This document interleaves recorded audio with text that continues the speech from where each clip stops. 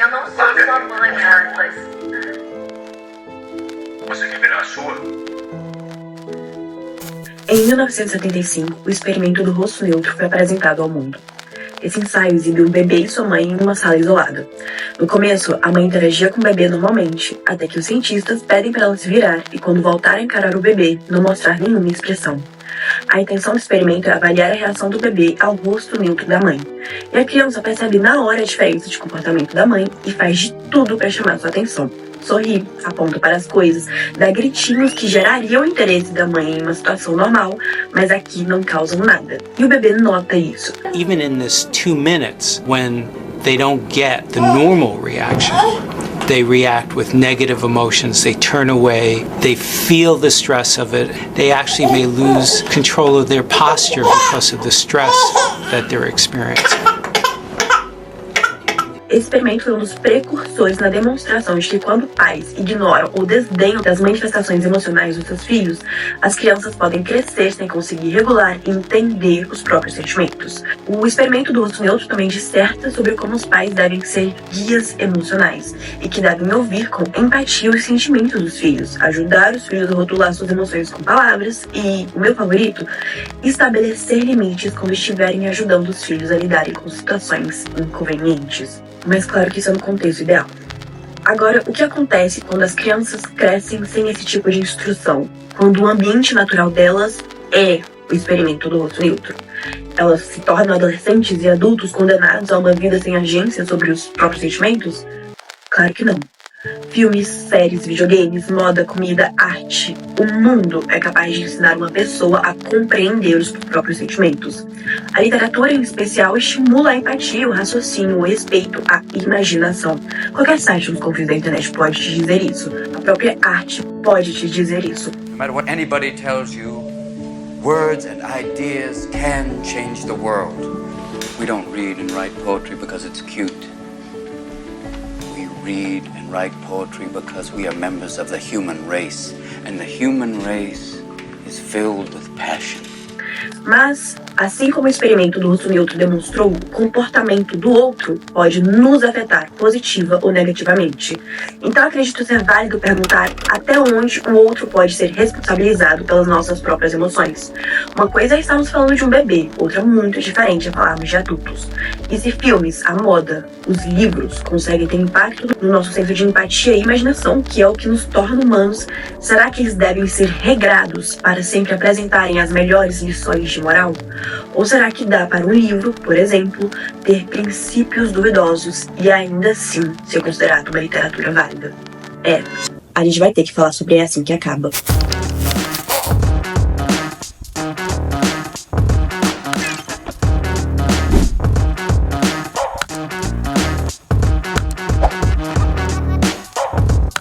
Eu fui parar no jornal da última vez que eu falei sobre É Assim Que Acaba. Colin Hoover tinha acabado de anunciar seu livro de colorir sobre livro sobre violência doméstica e eu expressei meu descontentamento com a situação do TikTok e meu rostinho lindo foi parar nada mais nada menos que no Estadão e no Terra. E o tema do meu vídeo foi citado no Folha de São Paulo. Sem contar que baixaram meu vídeo no Twitter e lá ele pegou quase 500 mil de visualizações. E atualmente é meu vídeo mais assistido no TikTok.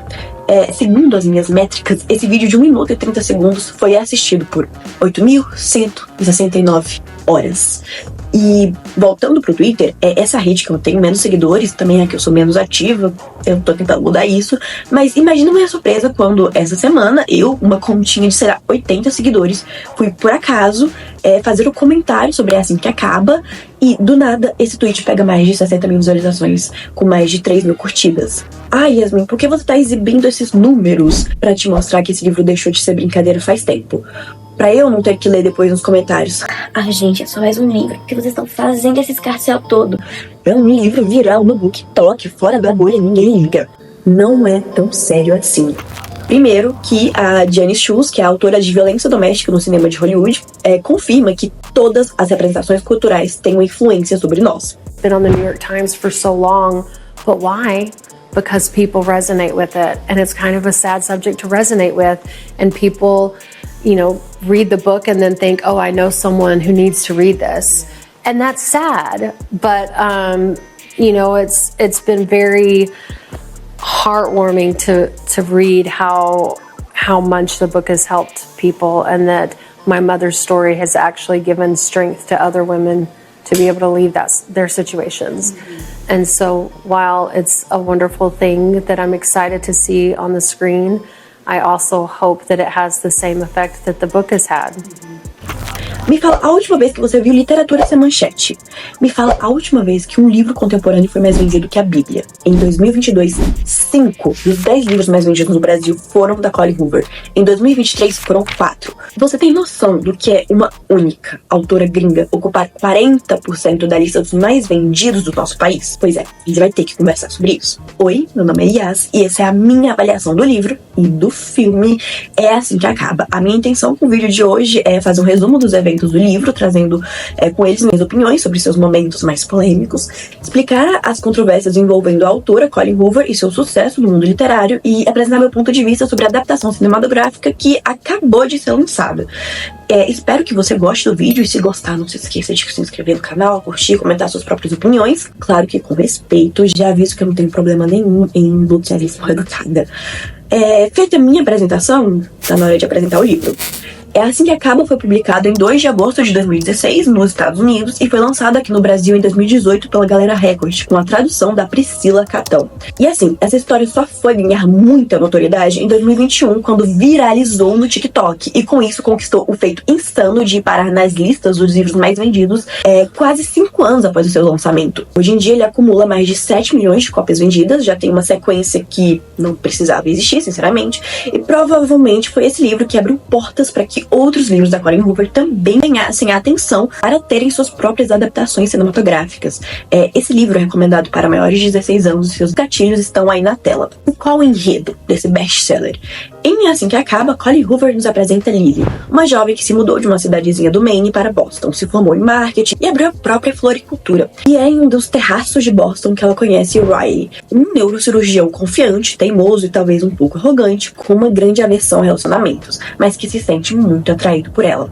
Quando os dois se apaixonam, Lily se vê no meio de um relacionamento turbulento que não é o que ela esperava. Mas será que ela consegue enxergar isso, por mais doloroso que seja? É Assim Que Acaba, um livro sobre violência doméstica. Por mais que a escritora esqueça isso às vezes, é sobre violência doméstica, assim, esse livro. Aliás, bora abordar logo essa situação?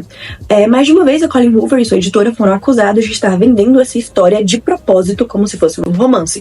E a gente tem a prova disso quando, em 2016, no seu ano de lançamento, É Assim Que Acaba ganhou o prêmio de melhor romance no Goodreads Choice Awards.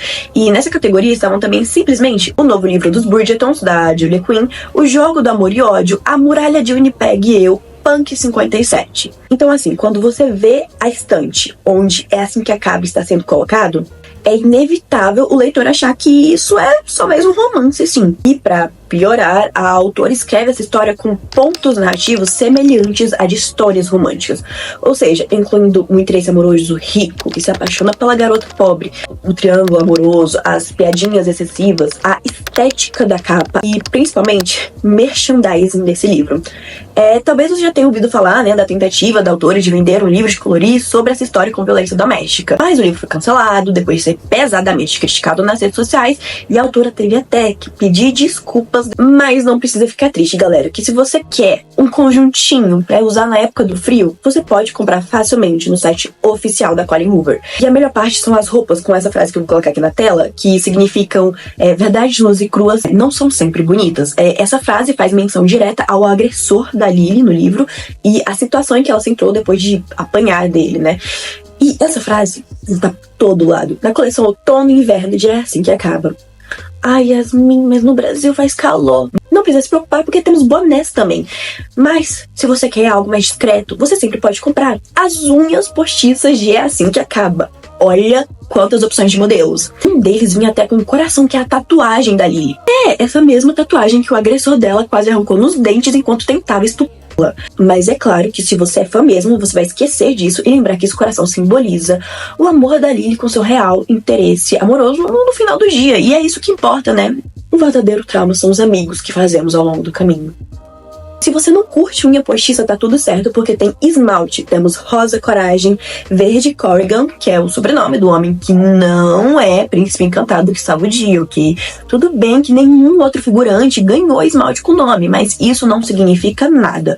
Não achem de jeito nenhum que com esse marketing que esse cara é o príncipe encantado, ok? Gente, olha outro esmalte com o nome dele.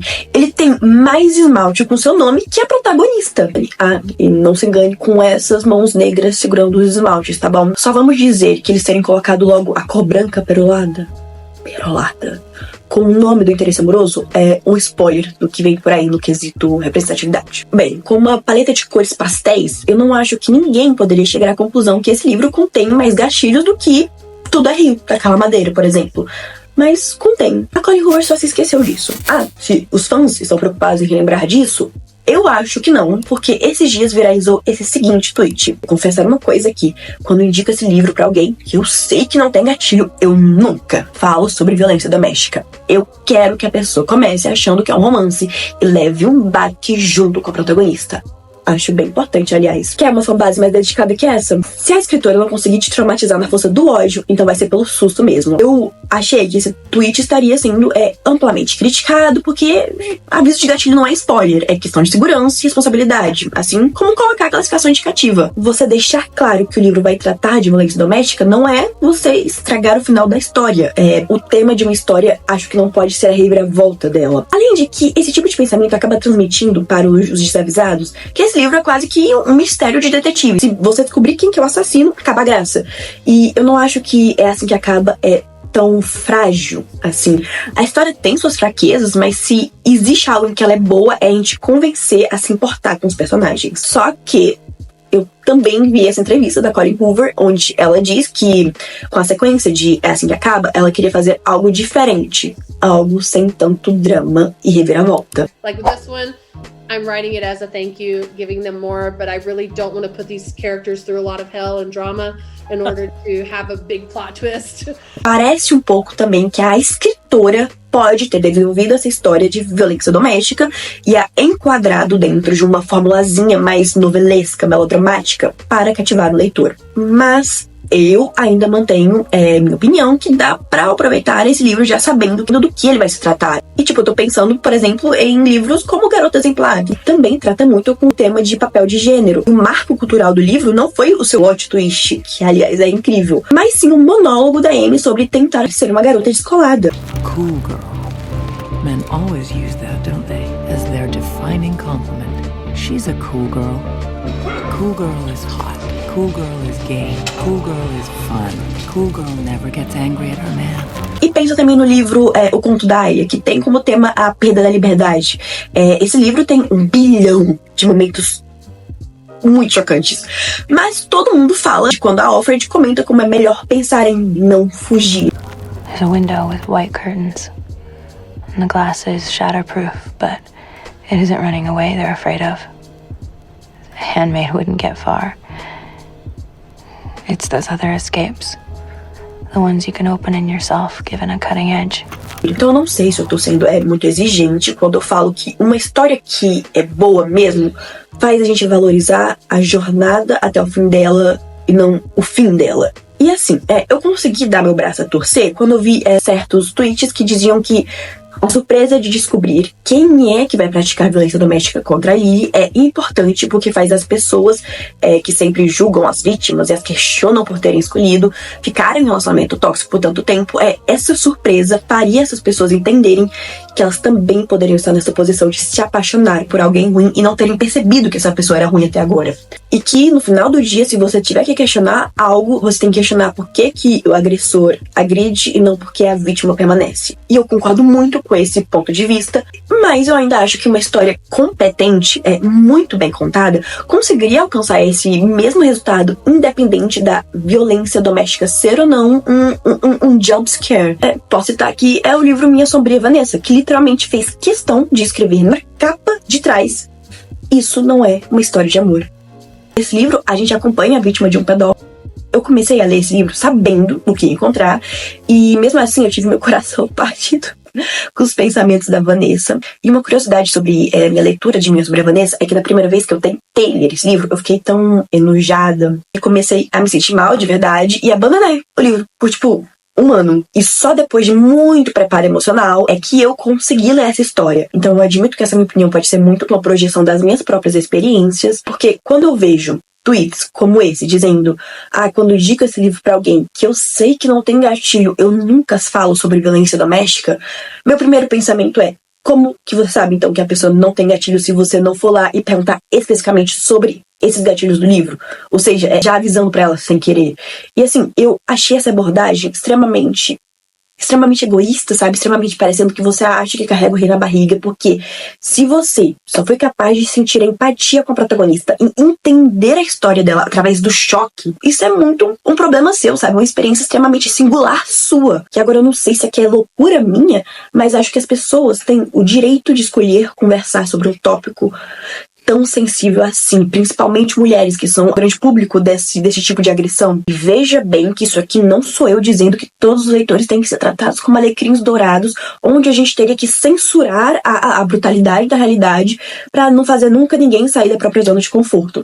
Claro que não é isso. Mas na minha cabeça, se a sua intenção é as pessoas refletindo sobre um problema, então a gente faz isso conversando. Estabelecido isso, assim como no meu último vídeo, eu tive que desmascarar já no começo a fake news de que Sarah J. Maas teria escrito o Trono de Vidro aos 16 anos, eu vou ter que fazer a mesma coisa nesse vídeo. Já começar ele falando sobre a fake news de que É Assim Que Acaba seria algum tipo de biografia da Colleen Hoover. Sabe por que o filme, que é a adaptação cinematográfica desse livro, não começa com inspirado em fatos reais? Porque não foi inspirado em fatos reais. Sim, a escritora chegou a afirmar que a história dos seus pais a influenciou a escrever a trama principal e até certas cenas muito específicas. So, my mother and father divorced when I was 2, and one of my earliest memories was him throwing a TV at her. Like, we grew up in an abusive household up to that point. My older sister saw more of it than I remember, but I don't know how she did it with 2 young girls, and, you know, as hard as it was back then, there were no resources for women to leave situations like that, but she was able to get out of that relationship. And then from then on, I just remember growing up with a mother who was so strong and independent. And, you know, I would ask her all the time, like, how did you find yourself in this situation? And I decided to write a book about it, inspired by her courage to leave my biological father. Mas não, esse livro não é de forma alguma um memoir ou uma biografia da Colleen Hoover.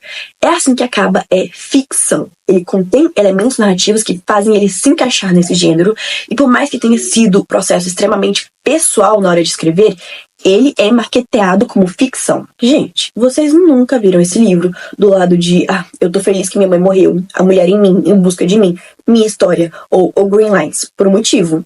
E isso aqui não é o diário de Anne Frank, ok? Eu posso julgar esses personagens, o ritmo da história, o jeito que o tema foi tratado. E não venho tentar argumentar que, mas Colleen Hoover escreveu a partir da experiência dela, foi inspirada na mãe dela. Rick Riordan escreveu Percy Jackson porque seu filho tinha TDAH. John Green escreveu Tartarugas Até Lá Embaixo porque sofre com toque. Dan Brown escreveu Código da Vinci depois de ter crescido como episcopal. A partir do momento que você vende seu livro como ficção, ninguém precisa saber sua história de vida para poder ter o direito de julgar essa obra, ok? Vamos começar.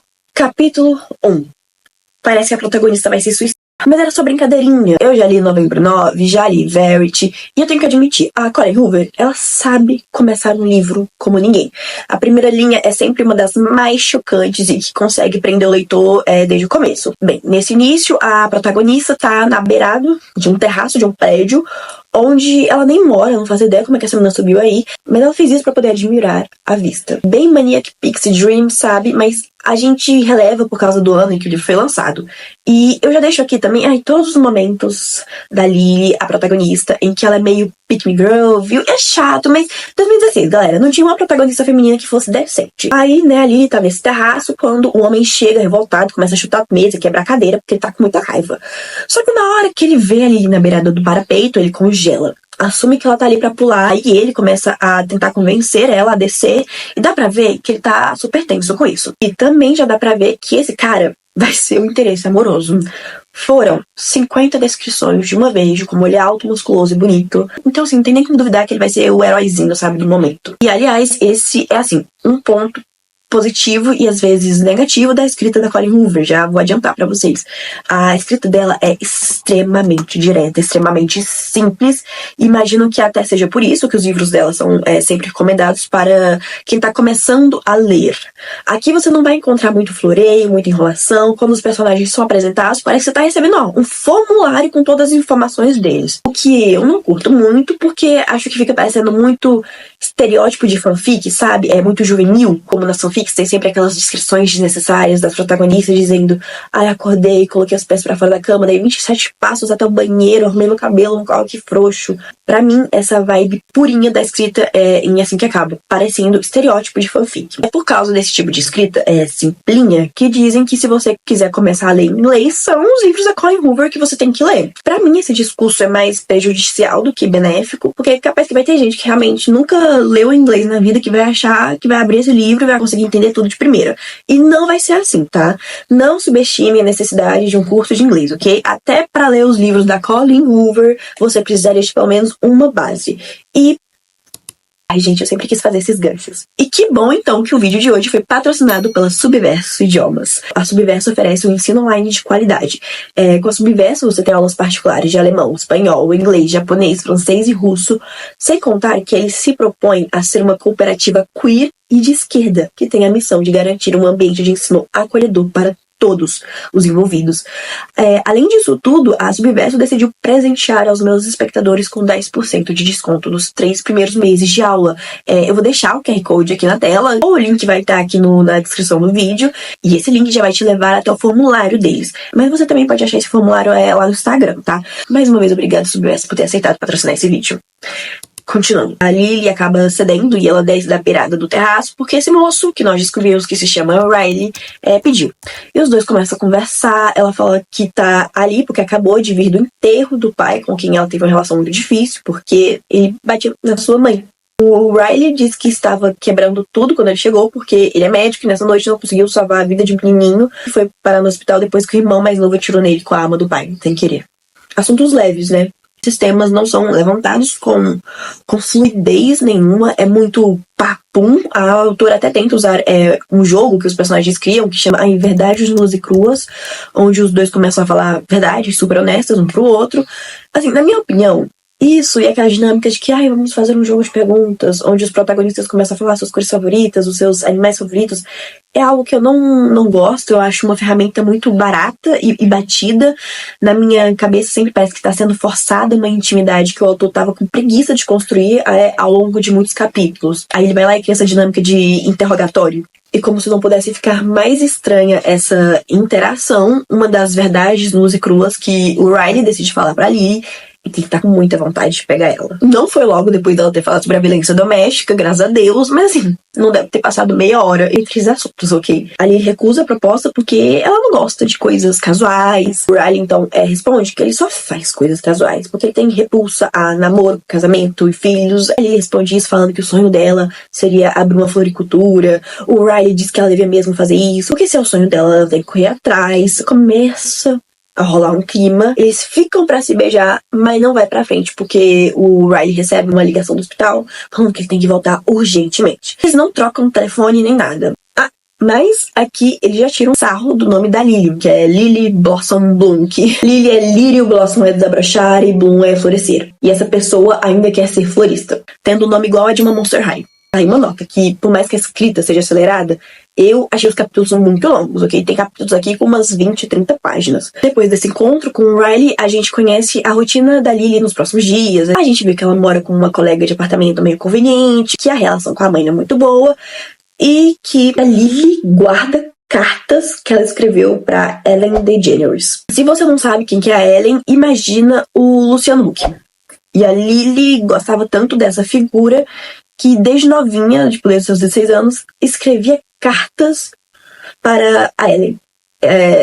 contava assim, o seu dia a dia. Não chegou a enviar, graças a Deus, mas fica aí esse detalhe. Não, na verdade não é detalhe não, porque é assim que acaba, né? Esse livro é separado entre o momento atual e o passado, com a Lily lendo suas cartas de quando ela era mais novinha. Ela lê essas cartas porque tá muito emocional sobre o passado, né? Desde que o pai morreu.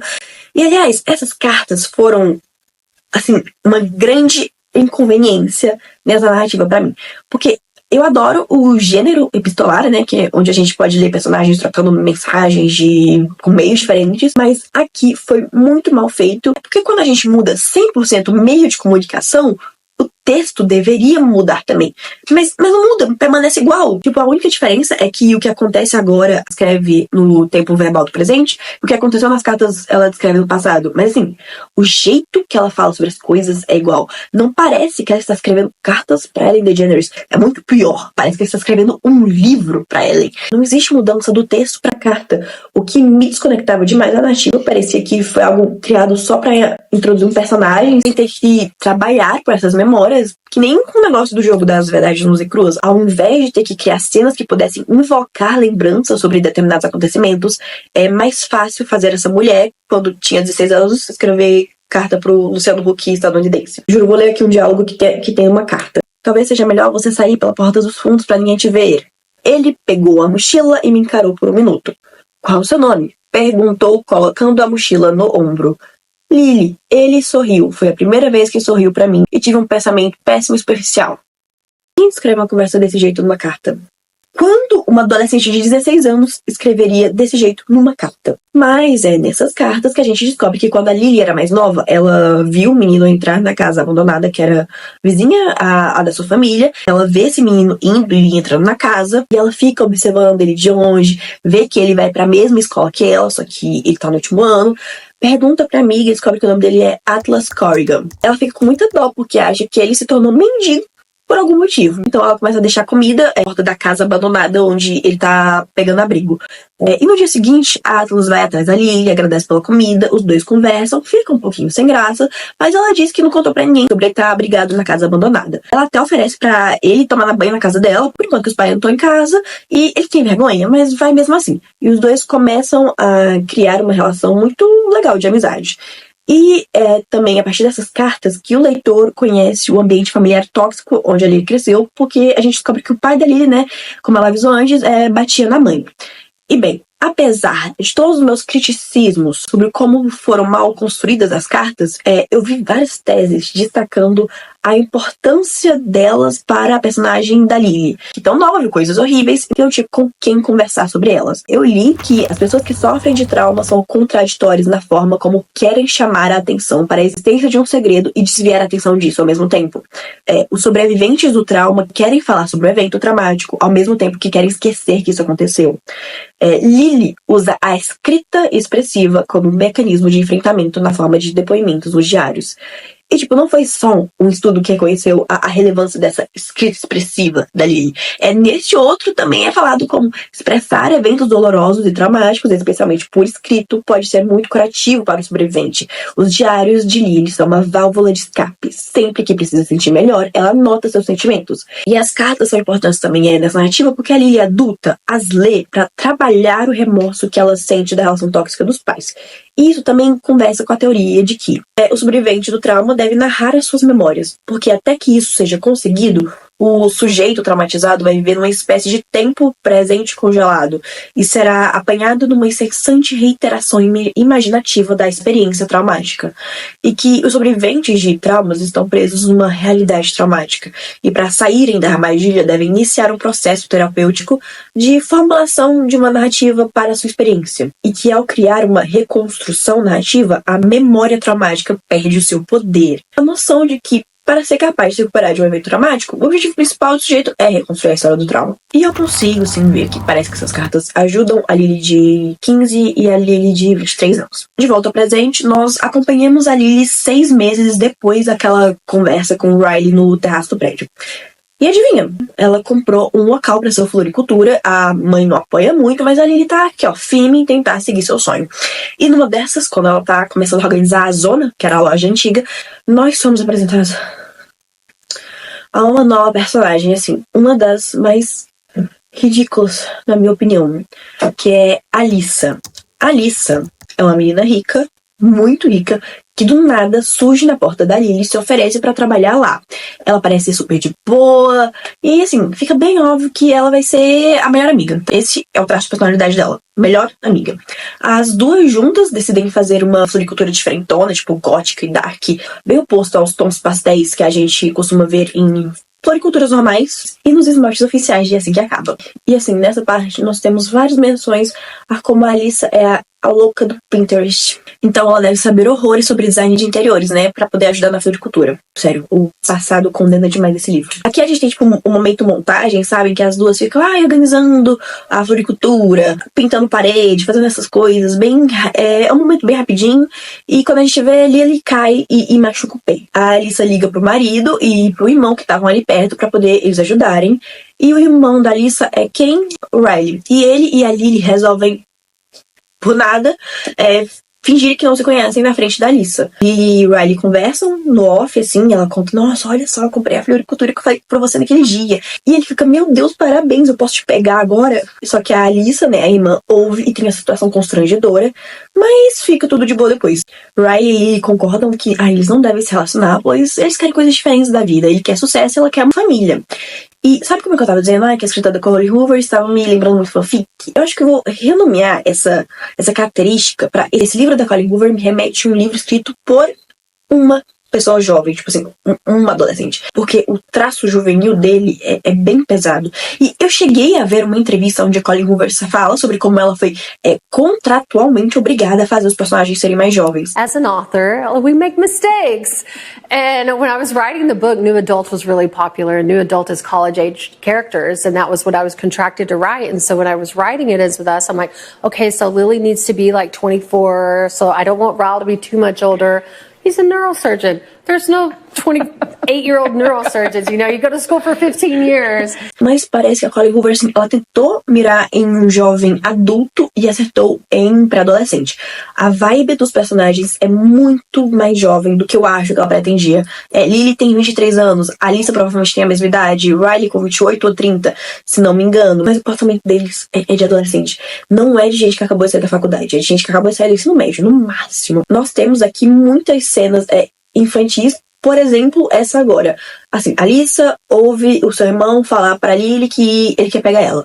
Alissa dá uma corça no irmão e briga com ele, porque ele não deveria falar assim com a Lily. E a Alissa ainda enfatiza que não deve nem olhar pra Lily porque é a chefe dela.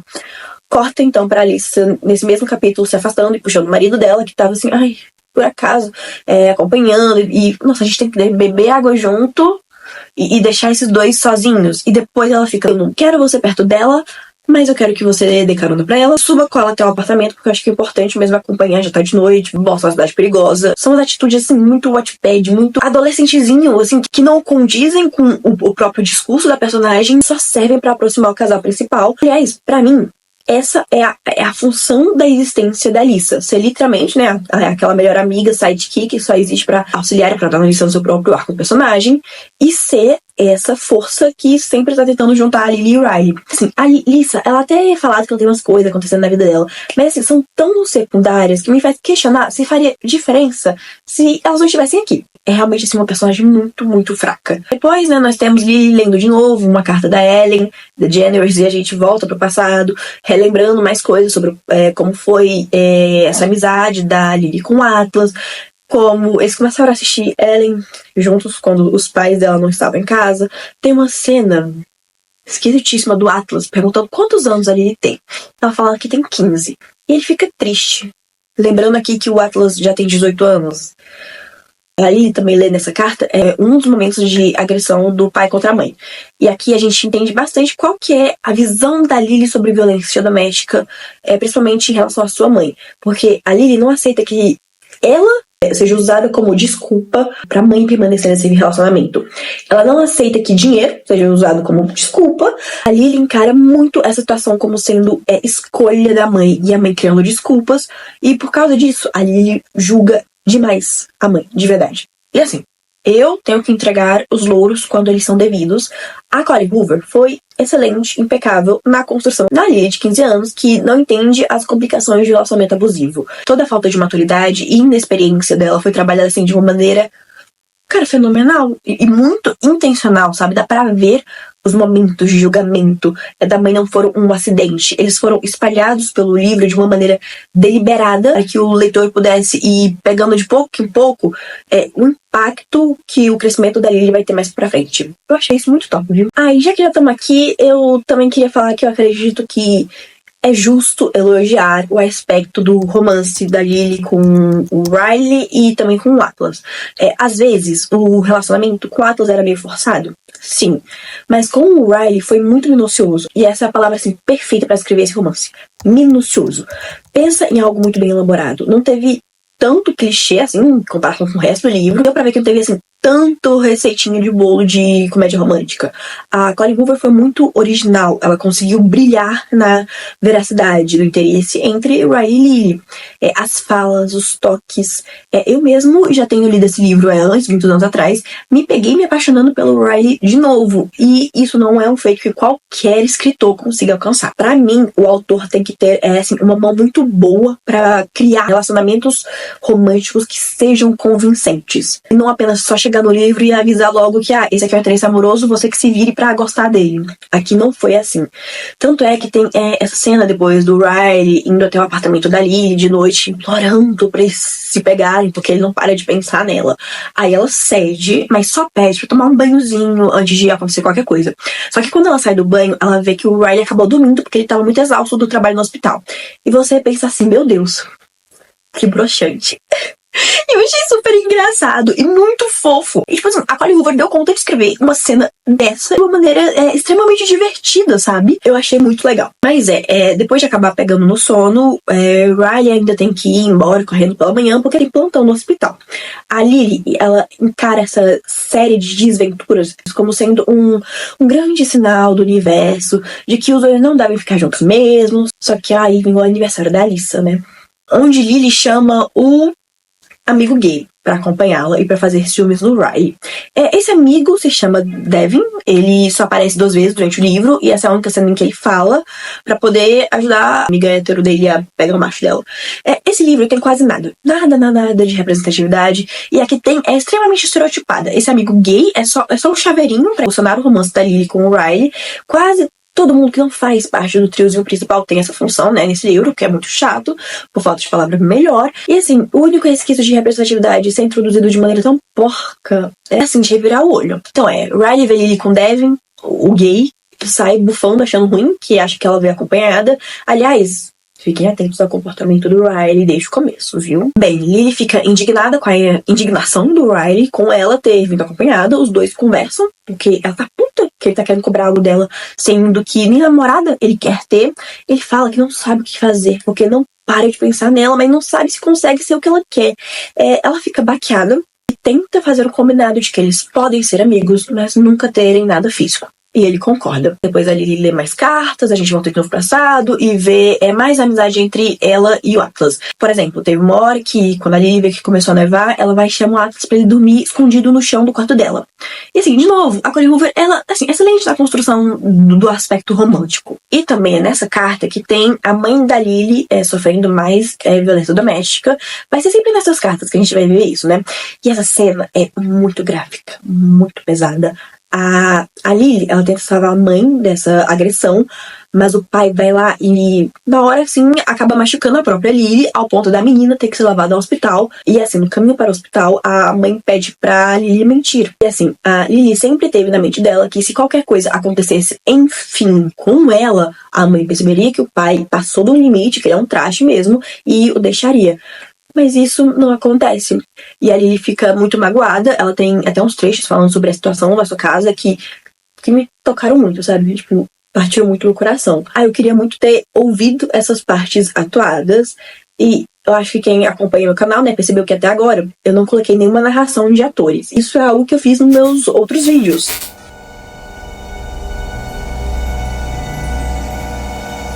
A floresta tinha se tornado um labirinto de neve e gelo.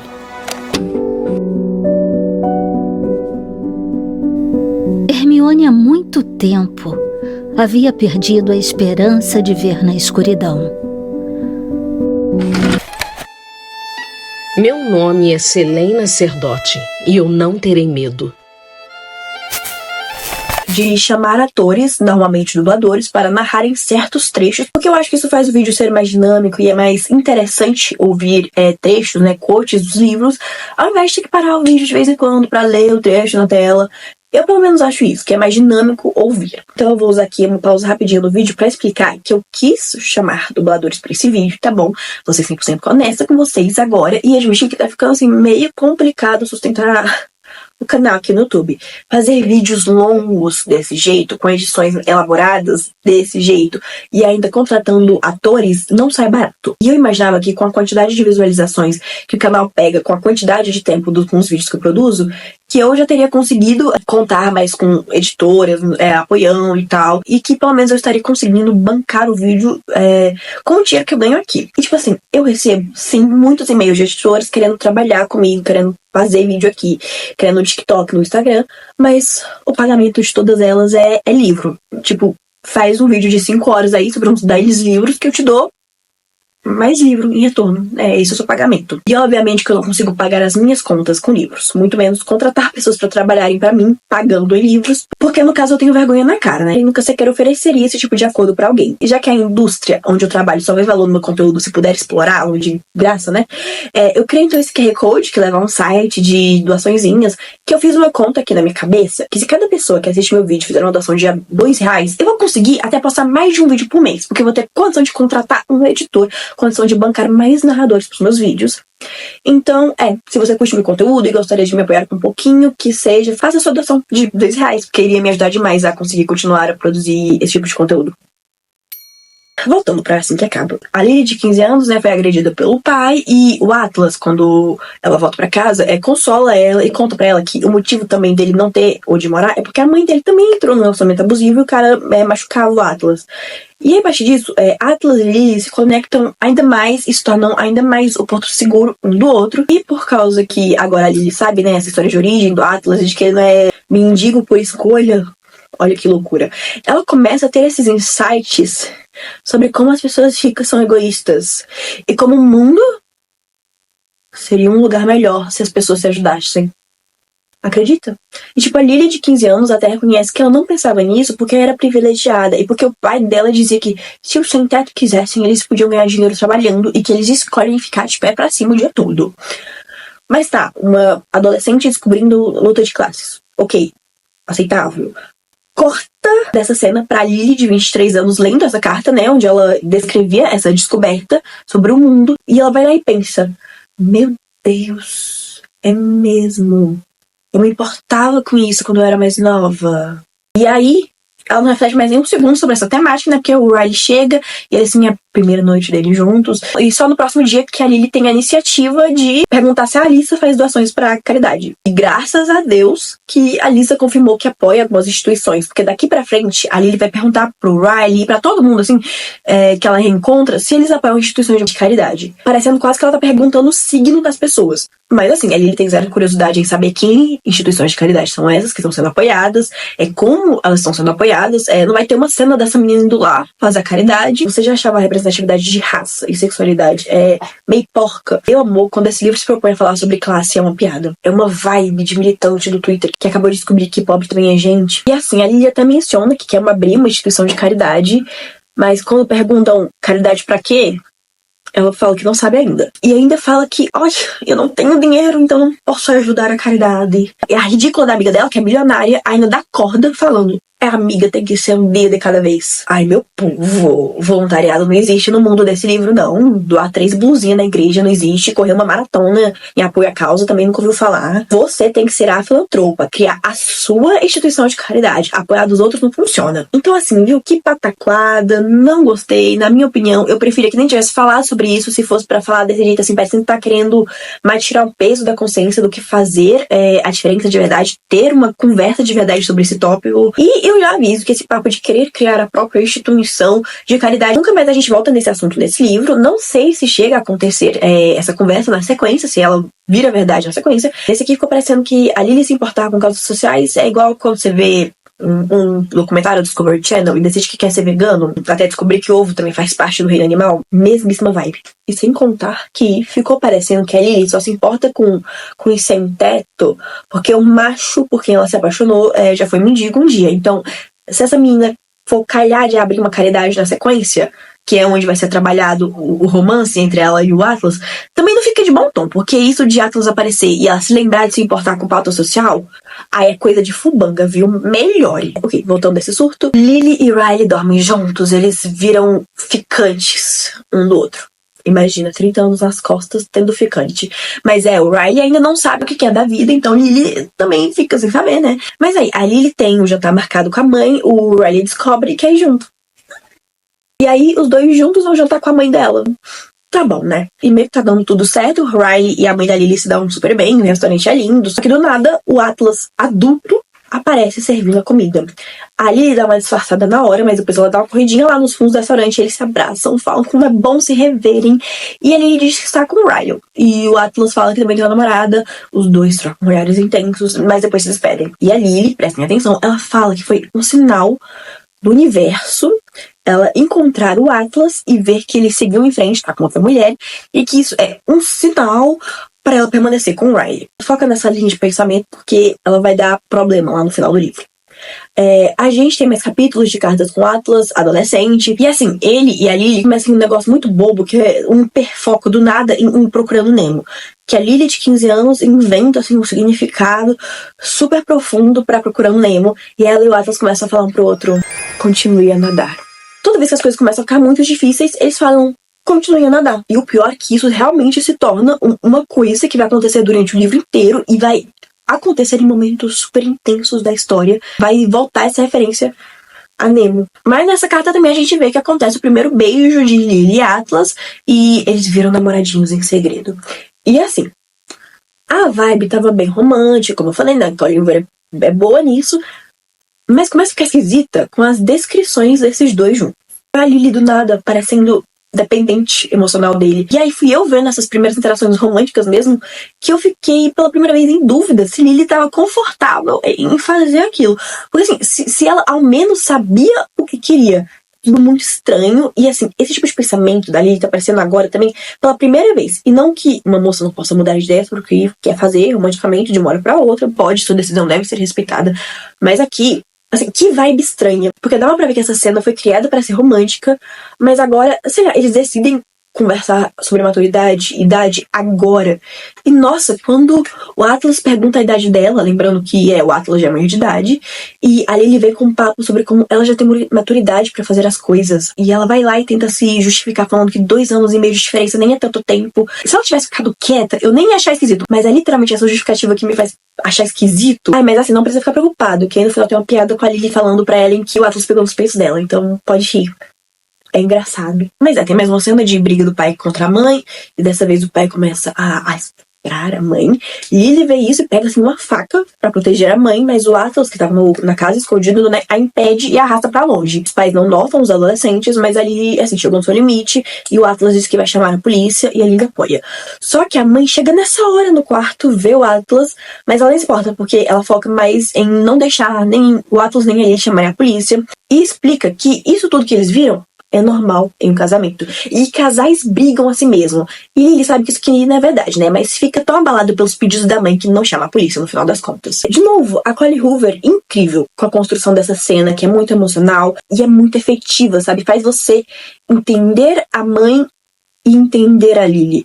E depois disso tudo, o Atlas precisa ir embora porque ele conseguiu entrar em contato com o tio, parece que mora em Boston, e agora Atlas vai ter onde morar. Lily e Atlas se despedem e também é muito emotiva a despedida. Volta pro presente e o Riley se declara pra Lily dizendo que sempre achou que namorar seria um fardo, que só aumentaria suas responsabilidades. Mas que a Lily é diferente, ela não é um fardo, ela é uma recompensa. Ai, que bom, né? Depois a gente tem momentos fofos no livro, tipo a floricultura steampunk da Lily tá dando muito certo. A Lily se engravida, o que era pra ser, nossa, esse grande acontecimento, porque ela não tava conseguindo engravidar nos últimos um capítulo, pelo que eu entendi. E o Riley começa a se apresentar como namorado da Lily, e ela fica feliz. Porque olha só, o namorado dela não odeia ela, né? E aí tem muito romance entre os dois. Então vamos lá logo. O que eu achei dos momentos eróticos em É Assim Que Acaba? Eu os achei criativos, mas mal descritos. Tipo a cena do Riley com o estetoscópio. Nossa, eu arrepiei. Mas assim, a única coisa que a Colleen Hoover escrevia era: ele tá dentro, e agora ele tá fora, e agora ele tá dentro. Ah, não, velho. Não que eu queira ler poesia lá na hora, né? Mas assim, eu acho que tem jeitos mais instigantes de descrever o ato do que tá dentro, tá fora, tá dentro, tá fora. Mas assim, tirando o lado erótico, o romance mesmo é uma gracinha. E disso eu não posso reclamar. Colleen Hoover arrasa demais. Aliás, ela também arrasa em deixar pequenas red flags, bandeiras vermelhas, né, do Riley pelo livro. Tipo, a primeira vez que eu li, eu nem notei, mas numa releitura, ele falando sobre como ele gosta demais da Lily. E isso não é um elogio, parecendo um psicopata. E como ele só namora porque a Lily é diferente das outras garotas, porque é fácil ficar perto dela. E como até a mãe dele fica surpresa dele ter mesmo uma namorada, ao ponto de ligar todo dia só pra conferir se ele não estragou tudo. Gostaram, meninas? 30 aninhos e sua mãe tendo que ligar pra ver se você tá tratando sua namorada de jeito. Faz o Riley ser um personagem assim incrível. Ele não é um cara que um dia acordou com vontade de agredir uma mulher, tipo, sei lá, um lobisomem com a lua cheia. Não, ele sempre teve problemas com intimidade, nunca conseguiu manter um relacionamento, as pessoas da família dele não acreditam quando ele diz que ele é um caso sério. De certa forma, humanizando o Riley desse jeito, a autora também consegue humanizar a Lily. Olha que interessante. Faz até a gente ter compaixão pela Lily e até chegar a pensar, cara, acho que se fosse eu no lugar dela, eu teria feito a mesma coisa. Eu teria me apaixonado com essa mesma intensidade. Eu talvez tivesse criado desculpas que nem ela, que é uma coisa incrível e que remete ao que eu falei lá no começo do vídeo, de que essa história não é tão frágil assim, tipo, ela não é tão bobinha assim. Ela tem pontos fortes e faz mesmo você pensar e se colocar nessa situação e entender que, cara, será que eu tenho esse direito todo de julgar o outro quando talvez eu passaria por isso também? Sério, são nesses momentos que eu penso. A Colleen Hoover não é essa ganhadora da loteria que todo mundo faz ela aparecer. Tipo, ela tem sim um trabalho aqui. Não foi sorte os leitores terem se identificado com esse livro. Dá pra ver que houve um esforço, que tem coisa nesse livro que só funcionaram porque teve uma construção antes. E sim, eu acredito que É Assim Que Acaba tem mais erros do que acertos, mas um negócio é que quando acerta, ela acerta com força. E quando dói, dói demais. Se a escritora conseguiu fazer você criar expectativas ao ponto de fazer você ficar de coração partido quando elas não são supridas, é porque ela conseguiu tocar em uma parte vulnerável do leitor. E essa parte não tá vulnerável o tempo todo para todos os escritores. Foi algo que a Colleen Hoover deu conta de acessar sozinha. O problema mesmo é quando a Colleen Hoover não sabe lidar com o que ela mesmo acessou, né? E depois de algumas cenas de romance, a gente vê pela primeira vez o Riley agredindo a Lily. Os dois estavam organizando um jantar, algo começou a queimar no forno, o Riley no desespero tenta pegar comida sem luva, queima a mão, a Lily ri da situação e o Riley a empurra com força e ela bate o rosto no armário. O coração do leitor se parte junto com o da Lily. É avassalador e, de novo, extremamente efetivo. O Riley pedindo desculpas, a Lily confusa com o que aconteceu, ela imediatamente começando quase que a dissociar e já ouvindo a voz do pai e as desculpas da mãe e relembrando das agressões que aconteciam em casa, e o Riley tentando lá se desculpar, falando que a cirurgia era importante, ele não podia machucar a mão, mas ele também entende que não pode pedir desculpas, e na verdade, foda-se a mão, é a Lily que importa. E assim, a Colleen Hoover foi brilhante, o leitor sente toda a confusão, a raiva, a decepção, o amor que a Lily sente nesse momento.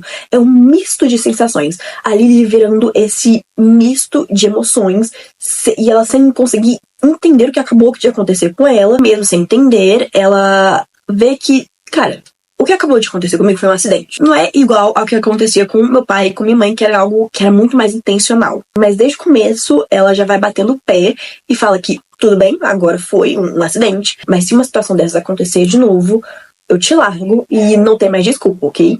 Aí o Riley entende e pede desculpa de novo e os dois ficam falando que se amam, voltam a ficar juntos. Que cena bem escrita. Brilhante. Eu queria muito que vocês pudessem ouvir quão emocional e impactante ela é, de verdade. Mas tá, eu cheguei também a ler uma análise da personalidade da Lily depois que acontece essa agressão, que diz que existem 3 categorias diferentes no transtorno de estresse pós-traumático: hiperexcitação, intrusão e constrição. A hiperexcitação indica que o sobrevivente está sempre alerta para o perigo iminente e o espera perpetuamente. A intrusão sugere que o sobrevivente vivencia o trauma repetidamente, como se o evento traumático ocorresse frequentemente no presente. Constrição significa que o sobrevivente sente que não pode afetar o resultado do evento traumático e, consequentemente, desliga a sua autodefesa. Pode-se argumentar que a hiperexcitação está presente em Assim que Acaba devido ao medo e paranoia da Lily em relação ao seu parceiro, o Riley, depois que ele bate nela mais de uma vez. Porque, depois dessa agressão, ela já diz: se fizer isso de novo, eu vou te largar. E é uma resposta assim tão incisiva e tão direta que a gente já consegue reconhecer o impacto que ter crescido num ambiente tóxico teve nela. Ela já fica de orelha em pé na hora que isso acontece. E depois dessa agressão, eles ficam de boa. Acontece, então, um jantar com a Lily, o Riley, a Alyssa e o marido dela, que era pra ir no restaurante tal, mas a Alyssa pede pra ir no restaurante que o Riley foi com a mãe da Lily, que é o restaurante do Atlas. A Lily não quer ir, porque não quer o Riley e o Atlas no mesmo ambiente, porque ela começa a ter essa impressão de que vai dar ruim essa combinação. Mas todo mundo insiste e eles vão. E o engraçado é que o Riley mente pra irmã e diz que o machucado no rosto da Lily foi causado por um acidente que ela tropeçou, algo assim. E a Lily acha estranho, mas depois ela reconsidera e pensa: eu deveria ter feito a mesma coisa, porque foi um acidente, né? Só que o que acontece? O Atlas, quando chega e vê o olho roxo da Lily e a mão com o curativo do Riley, ele toma 2 mais 2 e chega à conclusão do que aconteceu. Lily percebe isso, vai atrás do Atlas pra explicar as coisas. Os dois discutem, porque ele fala que ela tá sendo abusada e ela fala que ele entendeu tudo errado. E quando ele sai do banheiro, que era onde tava tendo essa conversa, o Riley tava esperando do lado de fora e vê Lily e Atlas saindo juntos. E ele vai lá e dá um socão no Atlas. Os dois começam a se bater, ele dá conta de separar a briga e segue pra explicar que não tava acontecendo nada com o Atlas. E assim, o Riley continua achando ruim, mas ele reata com a Lily. Então, a Lily promete ao Riley nunca mais voltar pro restaurante do Atlas. Mas o Atlas vai na fericultura da Lily no dia seguinte pra se desculpar pelo que aconteceu. E a Lily entende porque ela acha que o Atlas tá desse jeito, porque a mãe dele já teve relacionamentos abusivos, e ele viu como eram os pais da Lily, e acha que ele tá fazendo isso assim, só por pura preocupação. Então, os dois conversam, ela diz que não é nada disso, que foi só um acidente. O Atlas parece bem triste e decepcionado ao ouvir a Lily descrevendo essas coisas desse jeito, mas ele sabe que não tem o que fazer, então eles ficam de boa, e é muito legal ver essa troca de papéis, porque de certa forma, antes, Lily e Atlas, quando adolescentes, julgavam muito as suas mães por permanecerem em relacionamentos abusivos, e agora que eles são adultos, o Atlas acha que a Lily está em um relacionamento abusivo, e agora é a Lily que tá do lado que tá recebendo esse julgamento todo, porque ela vai e fala: nossa, eu tô me sentindo mal só de ver o jeito que ele está olhando pra mim, eu tô com um negócio ruim na barriga, porque eu tô com vergonha do jeito que ele tá olhando pra mim, e mesmo achando que não tá acontecendo nada, eu tô com vergonha.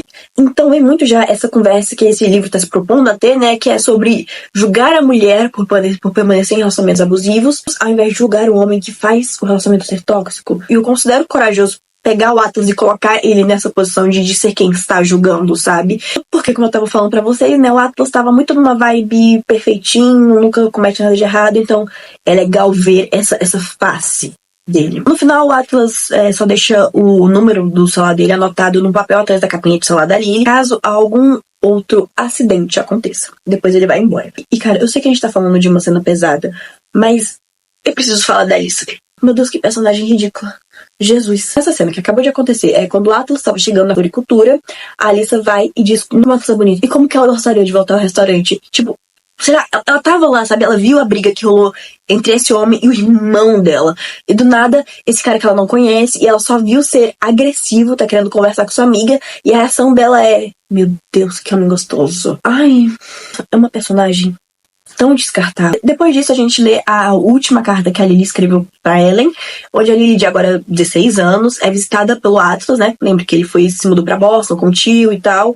E os dois se reúnem, é muito amor, muitas declarações. E de novo, toda vez que tem romance entre os dois, começa a conversa estranha sobre adolescentes serem diferentes de adultos. E eu vou ser honesta aqui com vocês, eu posso ter vivido numa bolha esquisita no meu ensino médio. Não sei, mas eu já vi vários relacionamentos entre gente de 15 com gente de 18 e tal.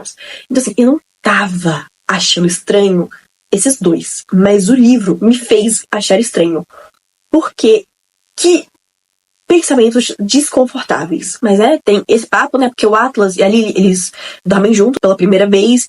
E assim, a gente nem tem tempo de assimilar isso, porque o pai da Lily os pega no flagra e manda Atlas e Lily para o hospital. Atlas de tanto ser espancado, e a Lily, porque ela teve um ataque de pânico pesadíssimo, vendo o amor dela, né, ser agredido desse jeito. E aqui acabam as cartas. De volta ao presente, Lily e Riley estão mais românticos do que nunca. Lily foi até conhecer a mãe do Riley. O Riley meio que começa a morar com a Lily, tudo ótimo. E aí, tem essa cena que quase me fez abandonar esse livro. Nossa, foi tão mal feita. A Lily tá conversando com a Alyssa, e a Lily vai e fala que se casaria com o Riley. O Riley ouve e diz então que eles devem se casar mesmo. Então, eles vão e se casam. O jeito que essa cena acontece parece que veio direto de uma série da Disney. E já que não deu pra contratar os atores pro vídeo, pode deixar que eu mesmo atuo, porque isso aqui vocês não podem perder. O Riley nem queria se relacionar com alguém antes de você. Ele nem queria se casar com alguém antes de você. Eu sinto que o pedido de casamento tá vindo aí, hein? Ai, faz só 6 meses que estamos juntos. Eu tenho certeza que ele vai querer esperar mais. Mas e você? Aceitaria se ele te pedisse em casamento? Tá brincando? É claro que eu aceitaria. Eu me casaria com ele hoje mesmo. Ele tá parado na porta, não é? E ele escutou tudo que eu disse, não é?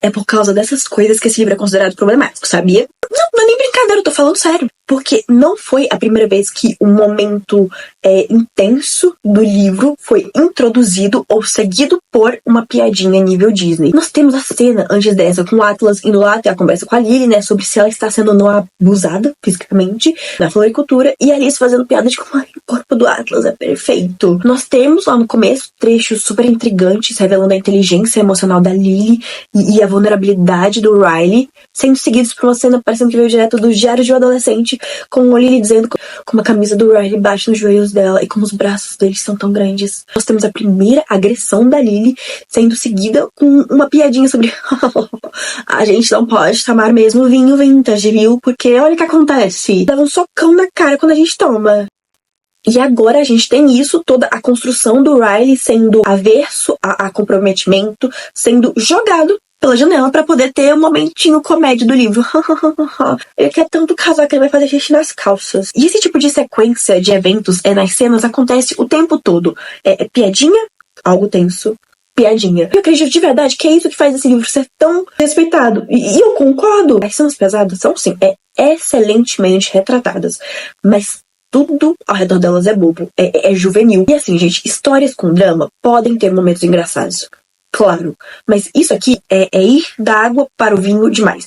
Eu vi uns comentários de umas pessoas que, sim, é assim que acaba, é novelesco, é melodramático mesmo. E isso que faz a história engajar. Meu problema não é o fator novelesco.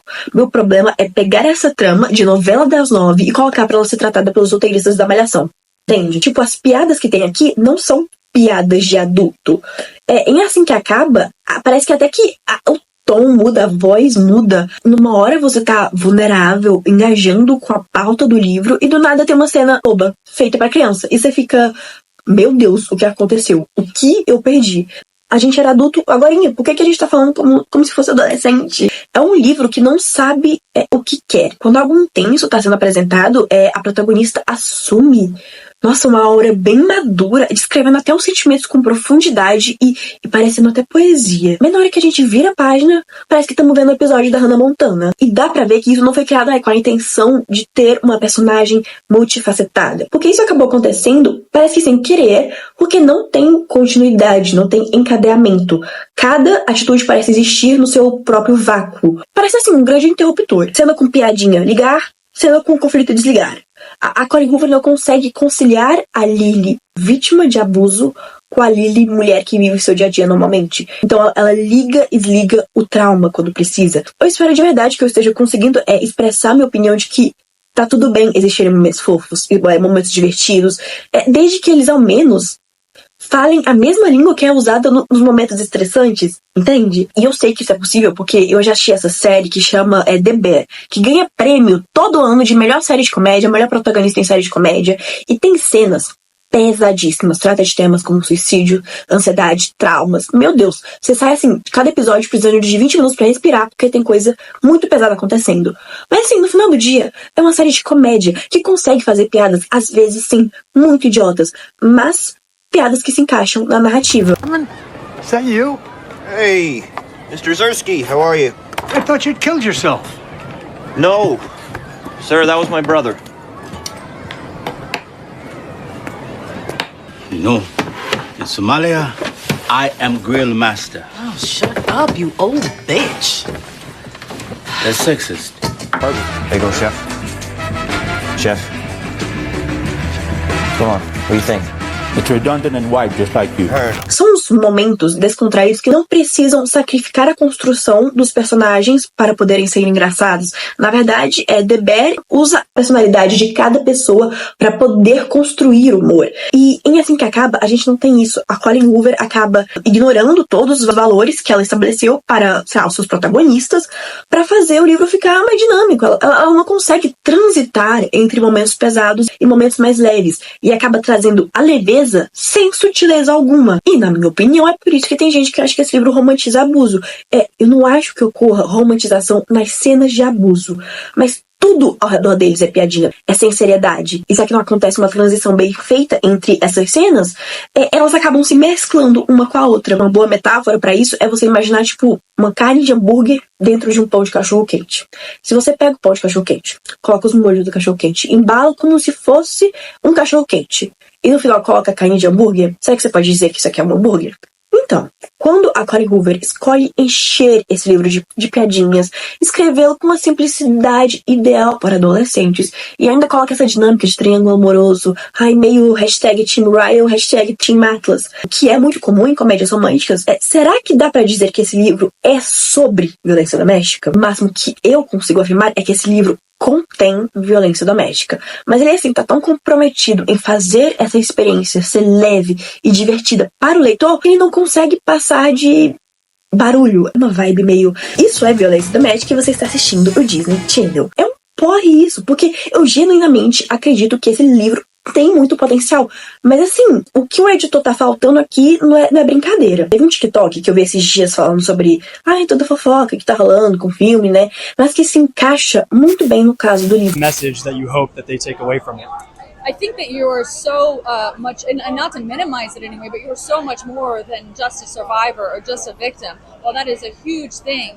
You are a person of multitudes, and what someone has done to you doesn't define you. You define you, and what you have in you and what you're capable of and what you have done and are doing and will do is so much bigger than anything anyone else can do to you. Blake.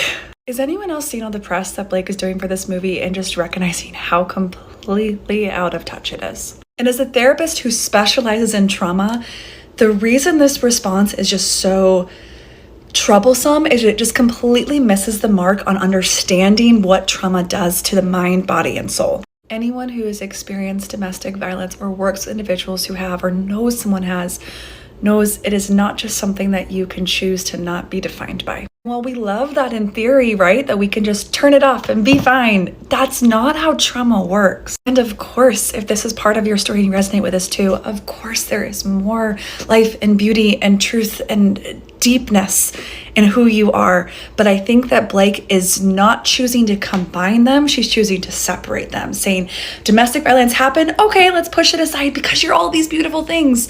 When in reality, trauma work and trauma healing allows us to combine what has happened in the past with who you truly are in the present to give you this full rounded picture of healing and truth in who you are. And while I love the positivity and being able to promote light in life, oftentimes trauma survivors are told to just make light of their story. Just pretend everything's okay. Your story's too heavy. I don't want to hear that. Her actions are continuing to make victims and survivors of domestic abuse and trauma feel like their story is too heavy to even talk about. And if this is the messaging you've also received from this press tour and you have felt that way, please know you are not too much. Your story deserves a voice and you are not a burden for existing the way that you need to. Eu tive essa mesma impressão lendo o livro, que a Colleen Hoover não ficava ok com a história ser triste e desgastante, pelo menos por um tempo, pro leitor, que ela sentia constantemente a necessidade de fazer gracinha e comentário bobo, porque isso aliviava a tensão do que acabou de acontecer.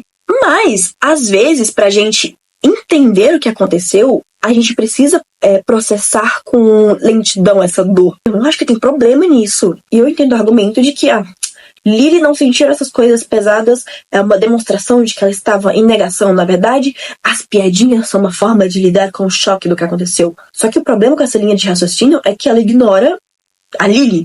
O que a Lily diz quando ela passa por essas coisas. Na hora que o Riley empurra ela pela primeira vez, a Lily já sente raiva, ela já fica puta. Não acontece isso de oprimir os próprios sentimentos. Mesmo quando o Riley se justifica, a Lily já reconhece que a visão que ela tem dele mudou para sempre. E quando a Lily analisa toda a situação e considera que pode ter sido um acidente, ela vai lá mesmo e fala, nossa, se você fizer isso de novo, eu vou te dar um pé na bunda e vou embora. Então, esse papo de que a Lily estaria agindo igual uma pirralha para não ter que encarar o problema, não se encaixa, porque a Lily, desde o começo, ela reconhece o problema.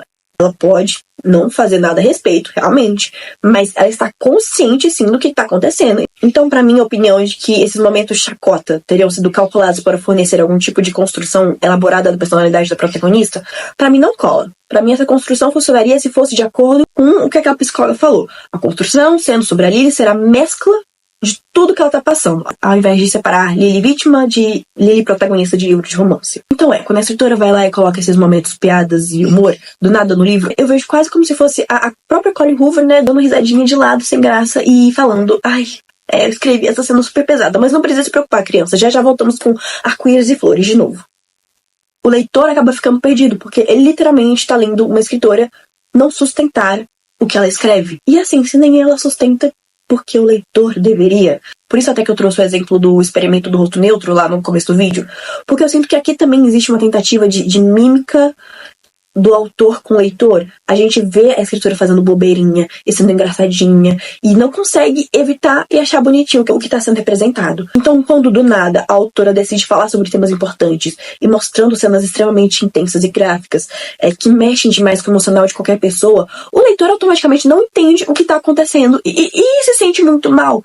E aí a autora vai e volta com a bobeirinha e o leitor já tá tão confuso e meio que vulnerável que vai na dela. Mas obviamente que ninguém aqui é como o bebê do experimento. A gente tem noção da realidade e não é tão influenciável assim pra não conseguir dar 2 passinhos pra trás e tentar processar o que diabos está acontecendo. Mas é por isso que eu acho que tem gente que acusa a Colleen Hoover de fazer manipulação emocional nos livros dela. Ela pula tanto de sentimento para sentimento sem os trabalhar que mesmo o leitor mais crítico, mais pragmático, mais sério se vê fragilizado. As mudanças são tão drásticas e tão radicais que traz um sentimento de agonia ao ponto de fazer alguns leitores questionarem se estamos tristes porque estamos lendo sobre violência doméstica ou se estamos tristes porque houve uma reviravolta que não estávamos esperando. Volta muito, naquele tópico que eu já falei no começo, se violência doméstica pode ser tratada como plot twist. E assim, eu já cheguei na conclusão de que, pelo menos a autora e a editora, eu acho que eles querem realmente isso. E, cara, a gente, pra comprovar, é só ler a página de Assim que Acaba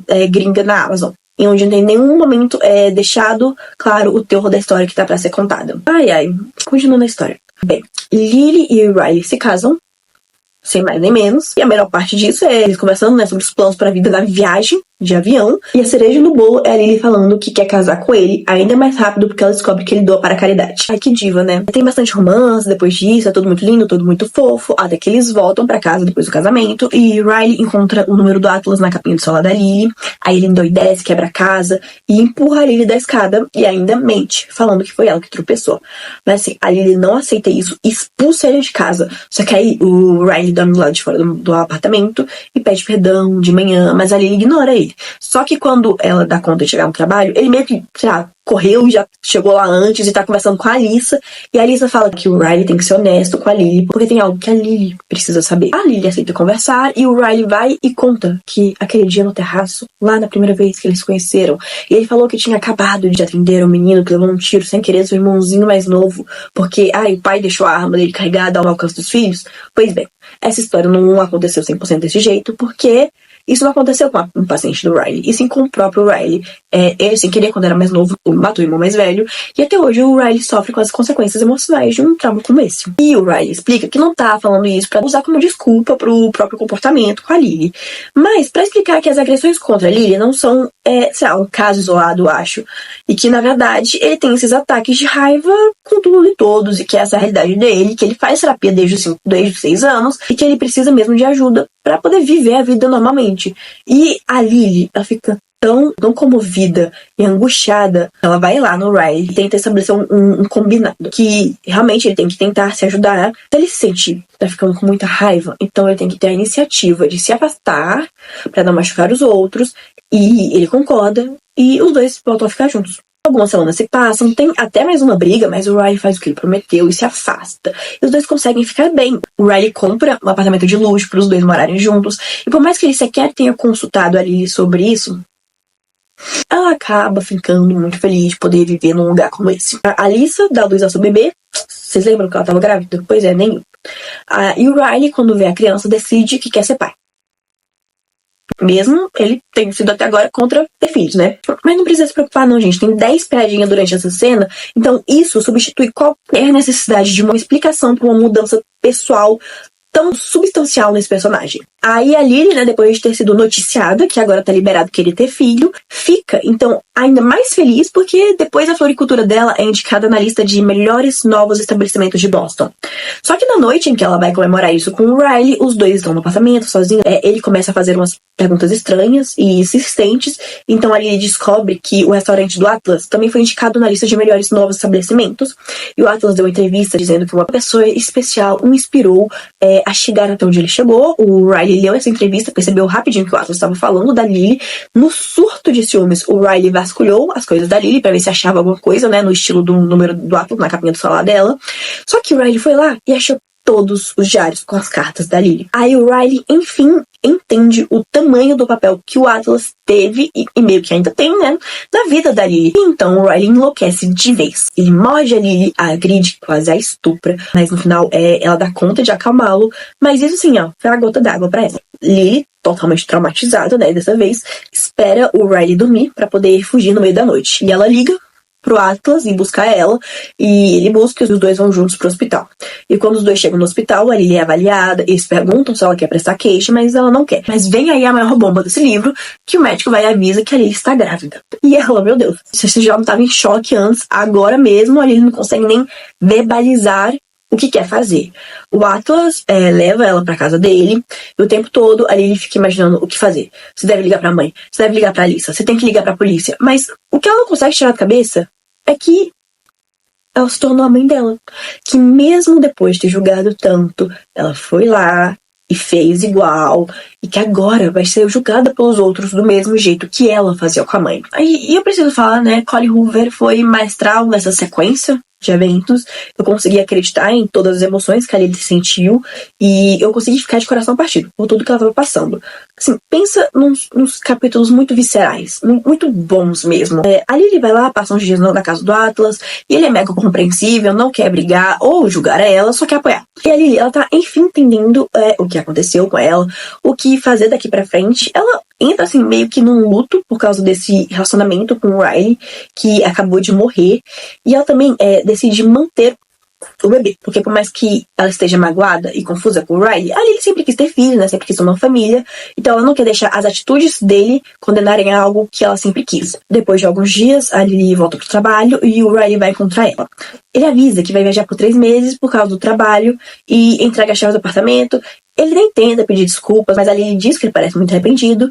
Só que ela não aceita mais nisso e diz assim, ó, dá um belo no fecho dele, né? Ela vai e fala: tudo o que você precisava ter feito quando encontrou meu diário era pedir uma verdade nua e crua. Eu teria sido sincera com você, mas não fez isso.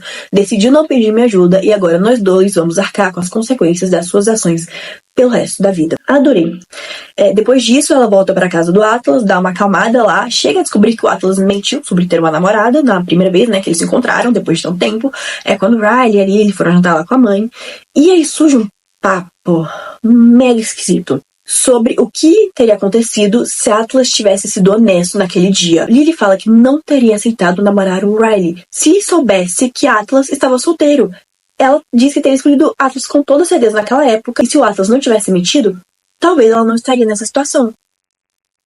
E meio que eu entendo a Lily estar tendo esse tipo de pensamento agora, quando o trauma acabou de acontecer, mas eu achei que em algum momento seria abordado, né, que Atlas não tem culpa. A culpa de Lily ter entrado em um relacionamento abusivo. Foi errado mentir da parte dele, com certeza, mas culpar o Atlas por tudo que rolou, nossa, é injusto, mas essa abordagem nunca é feita. O que me deixou meio, será mesmo que a Lily acha essas coisas?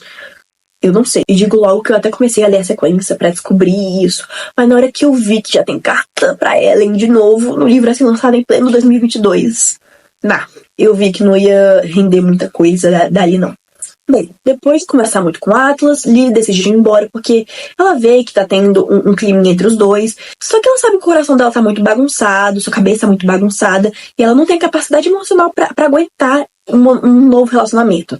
Então ela diz isso pra ele e os dois combinam de se separar por agora. É muito bonita essa conversa entre eles. A Lily então volta a visitar a Alyssa e o marido dela, né? E ela não contou pra ninguém sobre as agressões do Riley e sobre o fato de que ela tá meio que separada agora, né? Mas a Alice percebe que tem algo errado, confronta a Lily e a Lily então admite tudo que aconteceu. E a Alyssa apoia a Lily. É lindo, nossa, sério, muito, muito comovente. Eu sei que eu fiquei falando durante esse vídeo todo o quanto a Alyssa é uma personagem ridícula. Mas assim, só por essa única cena em que ela tem coragem de dizer: como irmã, o que mais queria era que você encontrasse uma maneira de perdoá-lo. Mas como sua melhor amiga, preciso dizer que se voltar pra ele, nunca mais vou falar com você.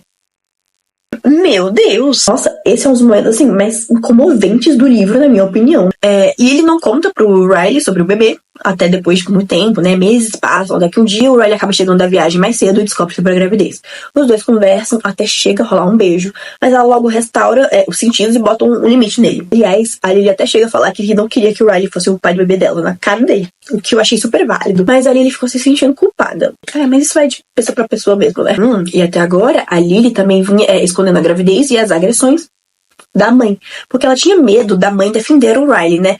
Mas aí quando ela, enfim, conta tudo, a mãe é extremamente compreensiva. E esse momento é tão catártico, porque por mais que nós não tenhamos visto Lily interagir tanto assim com a mãe, essa mulher foi uma presença durante o livro. Tipo, tem uma hora que a Lily, né, descreveu parar de tentar amar o Riley com a experiência de sofrer com luto, porque é a visão que ela tinha dele que tá morrendo. E engraçado que, de acordo com a visão que a Lily tem do Riley vai morrendo, a visão que ela tem da mãe vai ganhando uma nova vida. Deixa eu te mostrar a Lily passando pelos estágios do luto pra você ver. Começando com a negação, né? Quando a Lily tenta se convencer de que as agressões são acidentes, o argumento que ela usa é que ela não pode estar passando por isso, porque ela nunca aceitaria passar pelo que a mãe passou. Depois vem a raiva de si mesma, do Riley e principalmente da mãe.